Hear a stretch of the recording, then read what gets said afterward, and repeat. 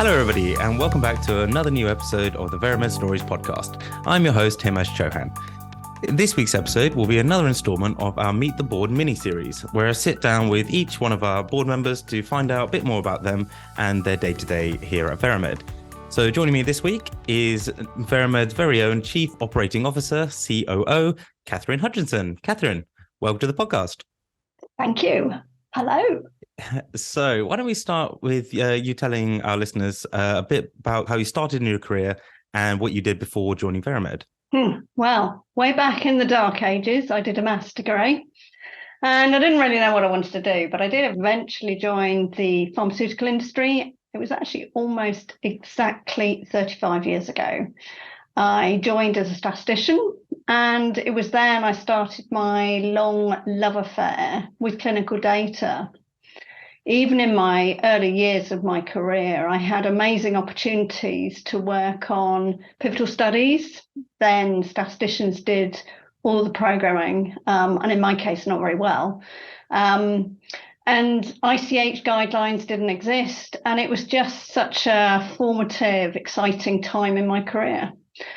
I spent maybe 15 years in various pharmaceutical companies, working as a study, then a project statistician, even supporting regulatory filings, which was always exciting, interacting with the regulatory authorities. And I picked up a master's degree in statistics on the way. 20 years ago, I actually joined a very small CRO, which was specialised in biostatistics. And my journey into management and actually client management started then. And, it's just been another amazing journey I've been on. So what was it kind of like at the very beginning of your career? Was the SAS still around? How did sort of like programming and things work back then? Yes, we weren't using a calculator, although, even I use a calculator occasionally, but it was more, we used SAS, but it was mainframe. There weren't personal computers. We had a massive box under our desk. And I remember the mainframe in one of the companies, it took up the entire floor space of the basement of the building. And it, massive mainframe computers. The computing power was much lower. People communicated using a telephone that was on their desk and that kind of thing. So very different, but very much more face-to-face, working in the office, that kind of thing. I see. And so you mentioned, so you did 10, 15 years doing programming and statistics before you moved over to management. Was it moving it over to management something that you've always wanted to do, or was it something you kind of found yourself in and just enjoyed? I have been extremely lucky in my career. And I just kind of fell into things as the opportunities arose. And I was actually acting as a consultant for one of the companies. And so I wasn't permanently employed. And I was bored. I was just bored of doing what I was doing.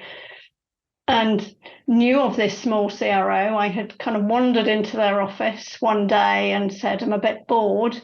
Because I knew a few of the people working there, and they said, well, one of my managers has just resigned. Do you fancy a job? And I said, well, I've never done it before. Let's see whether I can do it. And that's literally how I fell into it. Oh, excellent. And well, it turns out you can. So it's all worked out well. Hopefully. So what was it about Veramed that attracted you to apply and start working here?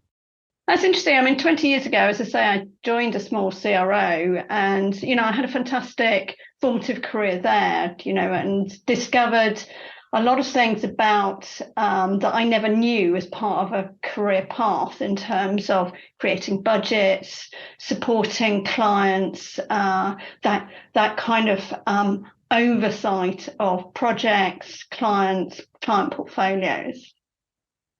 And the reason I joined Veramed was actually pretty straightforward. I'd known the owners, specifically Matt Jones, for most of his career, and I watched with interest when he started up Veramed, because I thought he's a man with a plan, and I think he will create a very nurturing environment in which people can work and provide that kind of quality of service that everybody deserves as a client.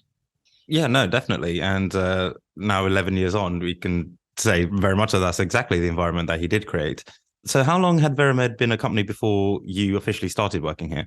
I certainly didn't join until 6.5 years ago, and I joined as an operations director. So I was actually the first person to join that wouldn't be essentially working on client accounts and projects. So, given it was a company of kind of 30 plus people, that was quite a leap of faith by Matt and Emma Jones in terms of running a business, knowing that I would not be supporting projects, instead supporting and helping develop client accounts, but also supporting and developing our teams, which was, paramount importance. So how different was your role when you started in Veramed as operations director compared to your previous role? Well, certainly in my previous role, I was actually there for 15 years. And so the company had grown during that period. And along that way, we had grown, and also I had learned a lot of things, not just about myself, but also about how to do things in a really good way. I'd learned a lot about budgeting, account management, that kind of thing. So the great thing about joining Veramed kind of at a fairly early stage, 6.5 years ago, was to be able to put all of those learnings into practice. I see. I suppose with 15 years of experience, you've kind of seen, like you mentioned, your previous company was a quite small CRO, and obviously they grew in that 15 years. So joining Veramed at an early stage as well, you saw some of the pitfalls early on, and you could like anticipate them, so to speak.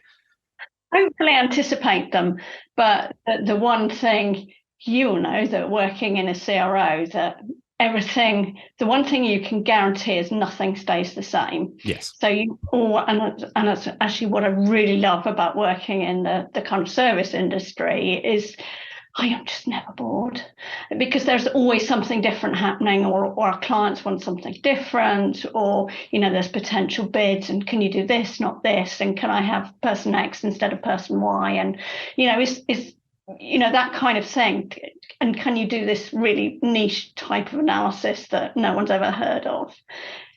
It's understanding our clients' requirements, and then I almost think we do a matchmaking service, which is matchmaking our staff to our clients.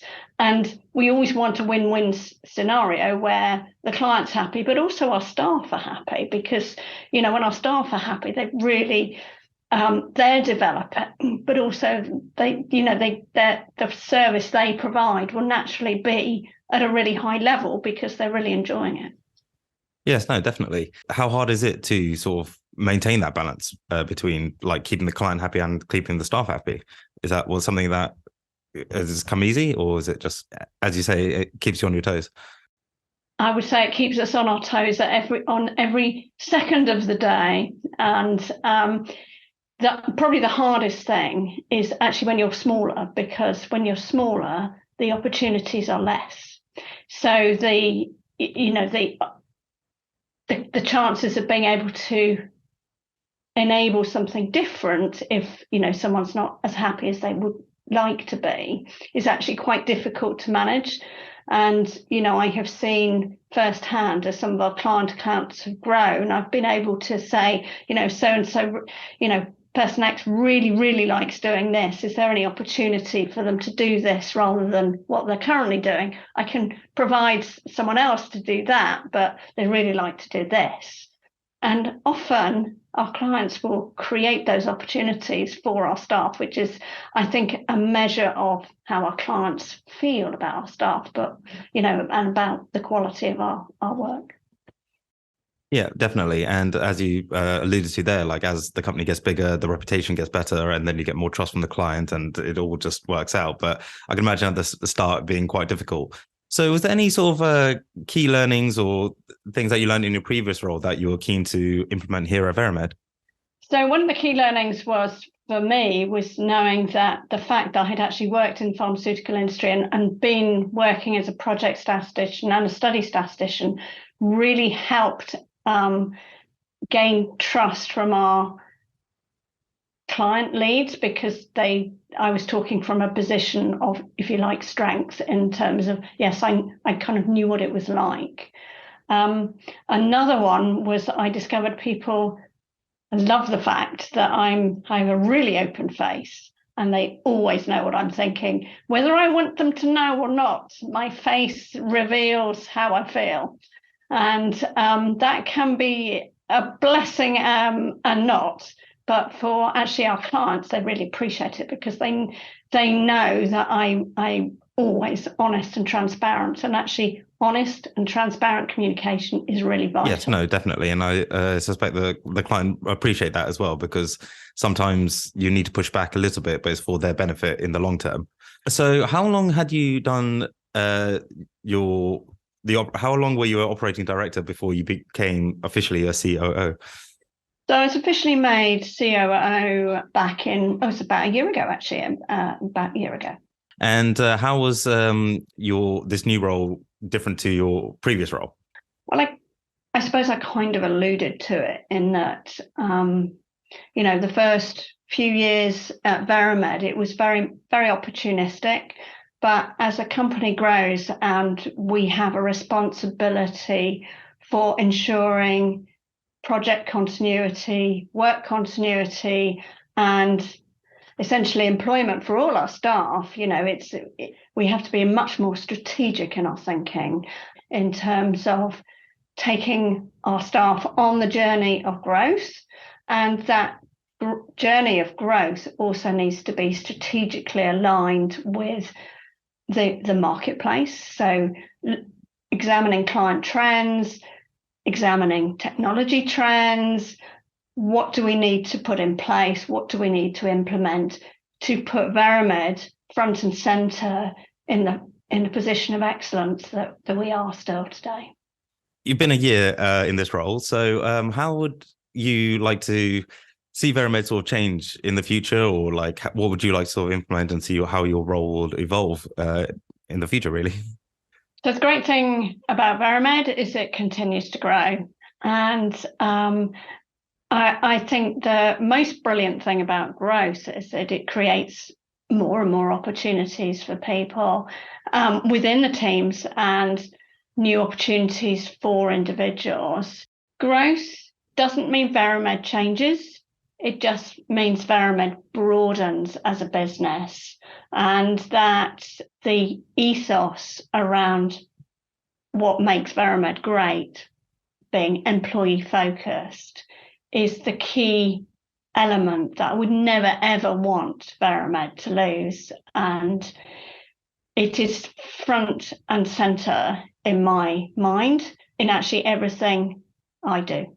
During your career here at Veramed, what is something that you're sort of most proud of? I think the thing I'm most proud of is that many of the team I started with are still here, and we're still growing as a team, and seeing those individuals who are actually doing quite different roles now as their skill sets have developed, and creating and developing account and portfolio managers of the future, enabling client interactions, seeing individuals gain confidence in what they're doing, and just being able to help and support those individuals and as many individuals as I can to shine, because everyone has something to contribute.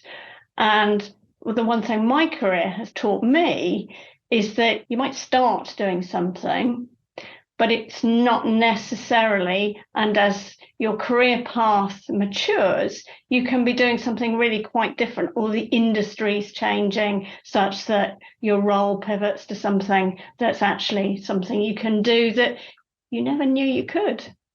I've spoken about this on other podcast episodes, and especially the new starters episodes that we do, is very much of a lot of people, and myself included, feel that you're treated as an individual and you're given the opportunity to develop yourself in areas that you're not particularly strong at, and you get to flourish in other areas that you are good at, and that gets you get given more opportunities, not more opportunities, but you get given the opportunities that make you shine, and you're not just another sort of cog in the machine. It's great that you like this philosophy is from the top down, and like I can attest that it has come down. So it's lovely, really. So, Katherine, when you're not busy meetings, juggling client budgets, speaking to everyone, what is some of the things you like to do in your free time? Well, we all like free time, and our weekends and evenings are precious, and we respect that, and I hope recognise it within Veramed. My favourite thing is being with family, being outside, gardening, especially when the sun is shining, and I like to see things grow in terms of seeds, in terms of plants. Love to grow vegetables.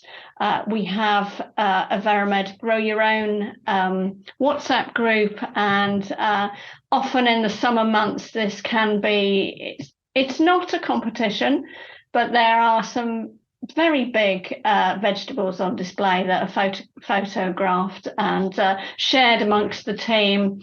And it's just fascinating to do something so different. And when I'm not gardening, I do like my holidays, and I do love to walk. I love to be outside. Would you say you get a bit competitive with the vegetable growing? I would hate to say we're competitive, but actually I'm a naturally competitive person. So, and my family can certainly attest to that too. Excellent. Well, Katherine, thank you so much for taking the time out of your busy day to come on the podcast and talk so openly about your career and your role here at Veramed. Thank you, Himesh. Not a problem. And I hope to have you back on another episode if this one hasn't been too traumatizing for you. Not at all. Excellent. Right. Thank you all very much for listening. If you'd like to be notified by any future episodes, please subscribe to us on Spotify, iTunes, or whichever podcast platform you're using. If you'd like to know more about Veramed, please visit our website at veramed.co.uk, or you can find us on LinkedIn. If you have any questions about Veramed, please feel free to reach out to me on LinkedIn. I'm always happy to help. You can also find us on YouTube and Instagram at We Are Veramed. Thank you all very much for listening, and until next time, goodbye.